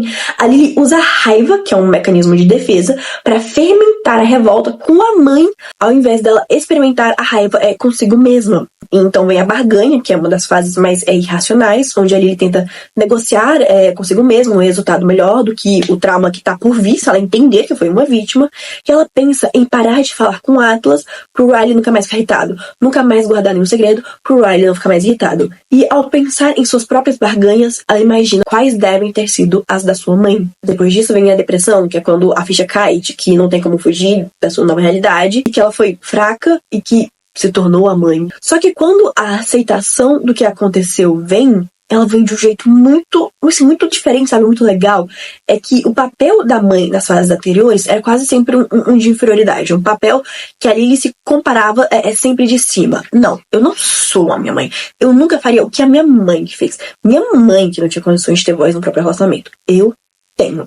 Então, é muito intrigante que é quando a Lily vai contar pra mãe sobre a gravidez, sobre as agressões, a mãe não julga nem um pouco. Aliás, ela consegue até aceitar as dúvidas e escolhas da filha. É legal ver isso, que só quando a Lily se tira desse pedestal onde ela se colocou e é forçada, infelizmente, pelas circunstâncias, a entender o lado da mãe, que a Lily consegue entender a si mesma. E o mais brilhante de tudo isso é que a mãe vai e fala: olha, eu entendo se você quiser permanecer nesse relacionamento, porque às vezes, pra você, o amor sobrepõe os abusos. E não tá certo, mas se é o que você tá conseguindo sustentar por agora, então tá. Mas eu quero que você não perca seu limite de vista. Porque quando eu perdi meu limite de vista, eu me vi num dia pensando que o pior que aconteceria comigo era ser empurrado, né? Porque não estava acontecendo. Mas corta pra 5 anos depois, eu tô levando surras completas e pensando como eu sentia saudade de antes, quando eu era apenas empurrada. Isso é um marco de personagem assim tão cativante. A mãe, que era mais julgada desde o começo, se torna a pessoa que não julga de forma nenhuma. A mãe foi literalmente a última a saber dessas agressões, porque a Lily tinha medo, né? Que a mãe fosse ficar do lado do Riley. E a mãe se torna a fonte da coragem. E aqui tem a desenvoltura pra entender tudo que a Lily tá falando. É tão impactante, tão simbólico. E não teve nenhuma piadinha. É uma cena muito boa. Só que eu li uma tese que comenta também sobre o papel da mãe na agressão do Riley. E até o papel da Alyssa também nessa agressão. Que fala assim, ó: o romance parece empoderar quem sofre violência doméstica, porque a protagonista feminina é capaz de acabar com seu ciclo de abuso. No entanto, quando o foco muda para as redes informais ao redor, né, dela, este romance parece simplificar o problema, que é extremamente complexo e cheio de nuances da violência. A maneira como a Jenny, que é a mãe da Lily, e a Alyssa ajudam e aconselham Lily revela que elas consideram a violência doméstica um problema que terminará depois que o abusado deixar seu agressor. Elas não ajudam Lily a avaliar criticamente a situação ou ajudá-la a encontrar um lugar seguro longe do Riley. Elas também nunca tentam persuadir Lily para denunciar o Riley à polícia. Eu li isso e eu fiquei... Vendo por esse lado, realmente não foi a melhor resposta. Só aconselhar a Lily a terminar com o Riley, nossa, vai ficar tudo certo depois disso. Mas, considerando o contexto geral, eu meio que consigo entender essa decisão, porque a Alyssa é a irmã do Riley. A mãe da Lily passou pelo que passou, então ela não vai ser essa pessoa que vai mandar chamar a polícia e fazer uma denúncia. Tô dizendo que tá certo? Não. Mas pra mim parece ser muito o que esses personagens conseguem entregar por agora. Bem, depois disso as coisas meio que começam a se ajustar. O Riley não foi tão presente durante o começo da gravidez, porque ele não sabia da situação, mas depois que descobre a verdade, ele tenta ser presente. Ele monta o bercinho do bebê, ele é super gentil e carinhoso. E a Lily, ela tem uns pensamentos sobre como seria fácil só voltar com o Riley e tentar esquecer tudo que ele fez. Aí eles poderiam ter uma família completa. E aí ele vê como o Riley tá desolado com toda a situação. Ele parece estar realmente arrependido. E a Lily também sabe que não pode separar o Riley do bebê, então inclui ele numa coisa ou outra. E o Riley vê isso como sinal de que ele pode tentar se reaproximar da Lily, mas assim, ela logo bota limite nele e fala que agora ela não sabe o que fazer com ele, porque o foco todo dela tá em cuidar da sua gestação. E o Riley consegue respeitar esse limite. Passa dia, chega dia, Lily entra em trabalho de parto. A cena da bolsa estourando é ridícula, vou deixar aqui, porque, meu Deus do céu, literalmente conseguia visualizar as partes em que a Lily encarava a câmera como se fosse um episódio do The Office. Bem, Riley e Lily estão juntos durante o parto. Lily dá a luz a uma menina, e a cena é muito fofa. A Lily dá o nome do irmão morto do Riley pra filha, o que é uma escolha. E quando o Riley está sentado do lado da Lily, segurando um bebezinho, a Lily, enfim, conta a ele a decisão dela de pedir o divórcio. O Riley fica atordoado porque ele achava que realmente iria voltar com a Lily. Mas a Lily vai e pergunta que, se fosse a filha que acabou de nascer, na situação dela, se ele, como pai, deixaria sua filha ficar como um homem como ele. E o Riley reconhece que ele imploraria para sua filha largar o cara. Estabelecido isso, nós chegamos, enfim, no epílogo, onde nós vemos a Lily com seu bebê 1 ano depois, né? E a Lily reencontra o Atlas. E os dois vivem felizes para sempre. Depois da Lily perguntar se o Atlas faz caridade, é claro. Eu cheguei a pensar em incluir a sequência nesse livro. Comprei um livro no sebo até, só que, gente, que desperdício de dinheiro, viu?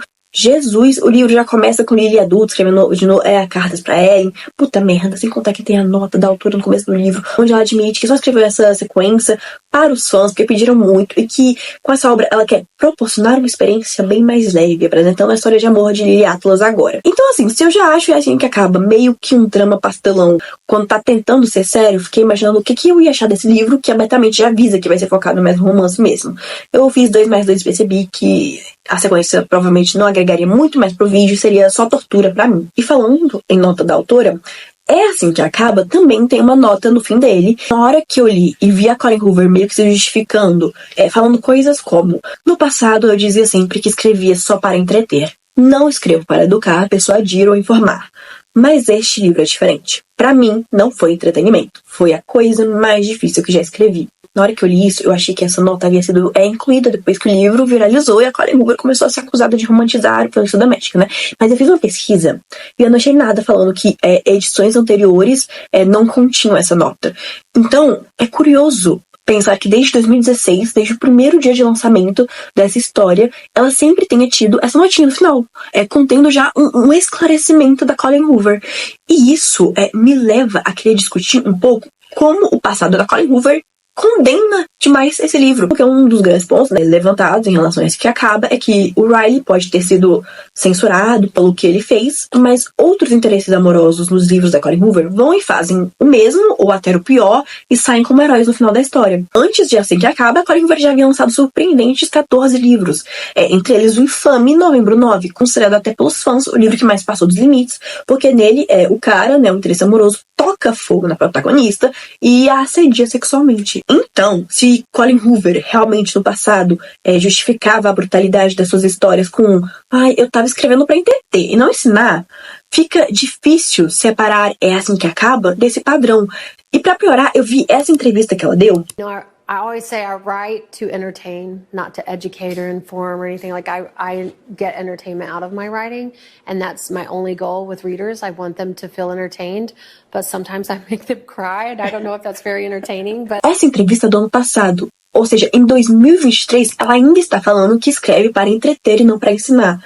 Então, parece que Assim que Acaba foi uma agulha num palheiro, que por ser inspirado em sua vida, esse tema sério deve ser respeitado, mas todos os outros livros que também contêm temas sérios, mas que não a afetam pessoalmente, esses a gente pode levar da brincadeira, porque é só entretenimento. Eu, obviamente, entendo a linha de raciocínio de que a Lily foi a personagem que mais impactou a autora por causa da inspiração da mãe. Mas, assim, todas as outras mulheres que são protagonistas dos outros livros da Colleen Hoover e também estão passando por situações de violência.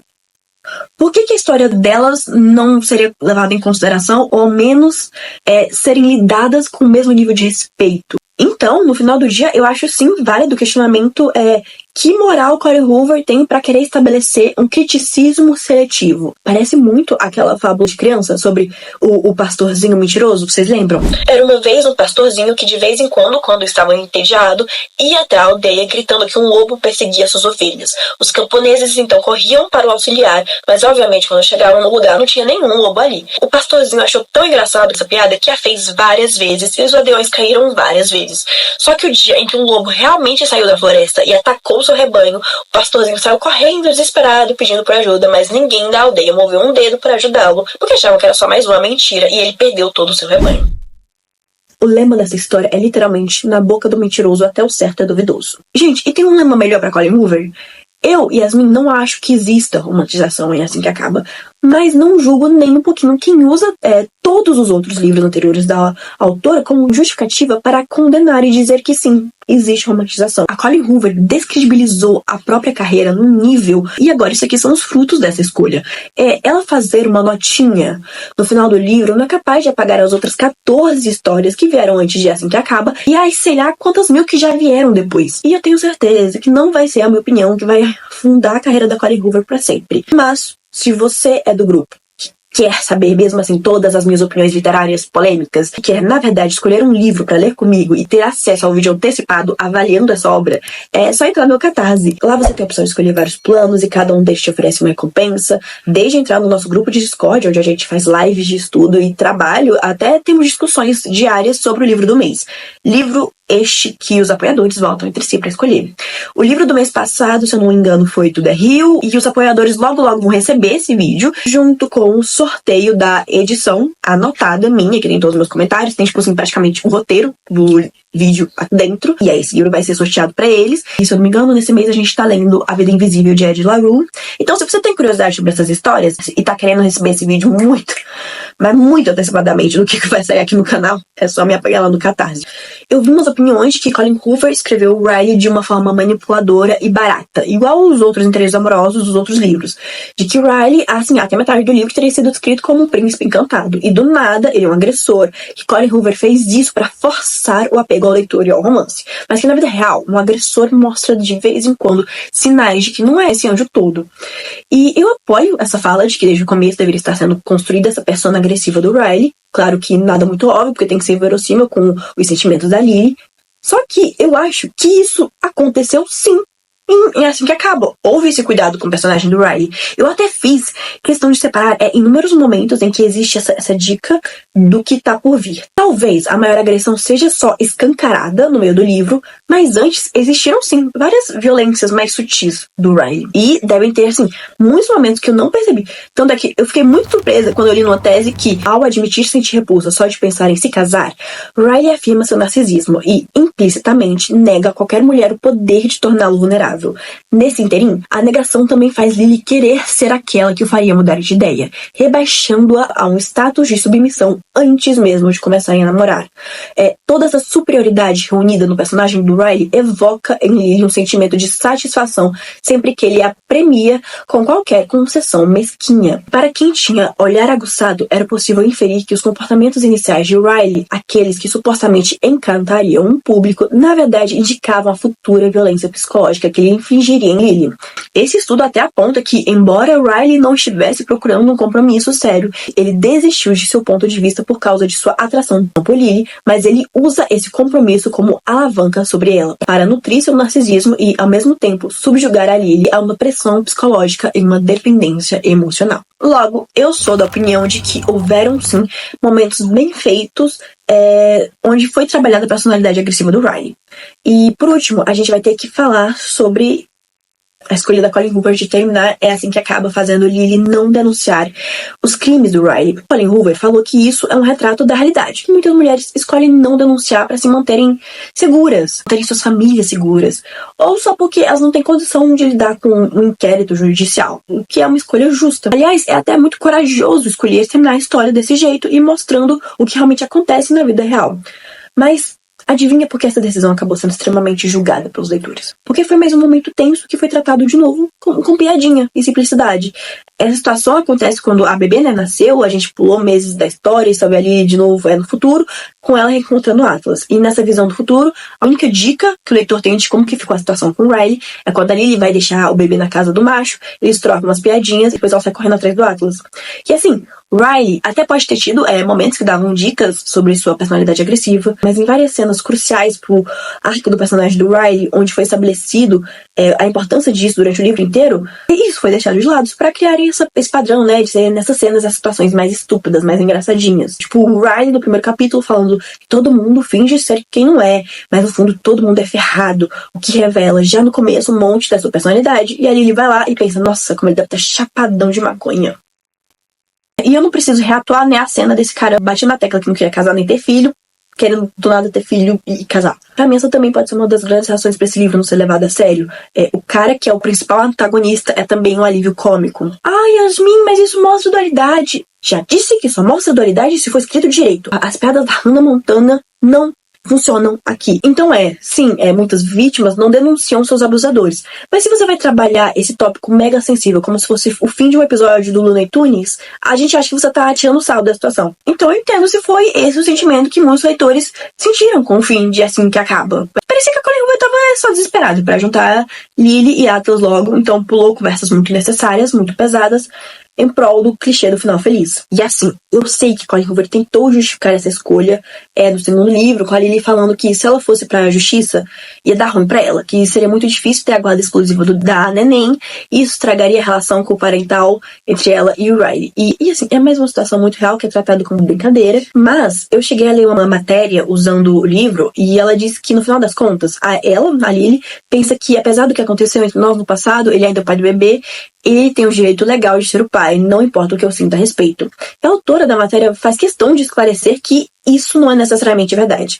A seção 31A da legislatura do estado de Massachusetts observa que quando ocorre violência física ou sexual entre os pais, qualquer forma de visitação ou custódia não supervisionada do projetor abusivo é considerada contrária ao melhor interesse da criança e geralmente não é permitida. O fato de Lily não prestar queixa não muda a realidade do que aconteceu. Significa apenas que a realidade não está documentada. Concordo. Vamos falar sobre o filme? Percebi nessa seguinte mensagem na caixinha de perguntas: eu nunca recomendaria Assim que Acaba para alguém que sofreu abuso doméstico. E eu também nunca recomendaria o livro. Mas o filme sim. Que surpresa! O filme conseguiu ser uma adaptação muito fiel do livro e ainda assim tirou tudo que eu odiei do material original. Não tem carta pra Ellen DeGeneres, não tem um monte de referências toscas a Procurando Nemo. Eles tiraram todas as piadas idiotas e substituíram por umas muito mais efetivas, muito mais engraçadas e com timing. Nossa, muito melhor. Eles foram lá e envelheceram os personagens e a narrativa. Não tem mais momento pra adolescente bobo da Lily. Nossa, cara, eles conseguiram pegar uma história que, assim, sinceramente, é meio que um diamante bruto, precisando de muita edição, e traduziram ela pra uma narrativa bem mais interessante. Até a esmilinguida da lista ficou legal no filme, gente, pelo amor de Deus. Eu acho que a única coisa que eu não gostei na adaptação foi o guarda-roupa. Deus, a Lily fazendo cosplay do Justin Bieber em 2013, com aquela cueca de fora. O estilista deve ser muito fã daquele desenho, Dudu e Edu. Nossa, tava idêntico, eu achei muito feio. Tem uma hora no filme que tá passando uma das cenas calientes entre Lily e Riley, e o foco todo vai pra ele tirando o sapato dela. E era pra ser muito sexy, mas eu só conseguia pensar, que sapato horroroso. Ainda bem que ela tá usando um vestido horroroso por cima, porque nem nota o sapato. Juro, no começo tava ruim. A gente chegou no fim, parece que a gente ainda tava no começo. Eu arrepio só de lembrar. Mas tirando isso, eu não tenho muito o de reclamar. Até acho que assim que acaba pode ser colocado no mesmo pedestal que Jogos Vorazes no quesito adaptação cinematográfica, porque foi extremamente fiel mesmo. Eu curti. Acho que isso foi tudo por hoje. Não se esqueçam de curtir, comentar e se inscrever no canal. Preencham o formulário da Subverso para terem 10% de desconto nos primeiros 3 meses de consumo online. Chequem os planos do meu Catarse, caso vocês queiram entrar no meu clubinho do livro. E quem sabe, considere fazer sua doação de R$2 para ajudar o canal. Eu ficaria muito feliz, viu? E obrigada demais por ter assistido até aqui. Tchau!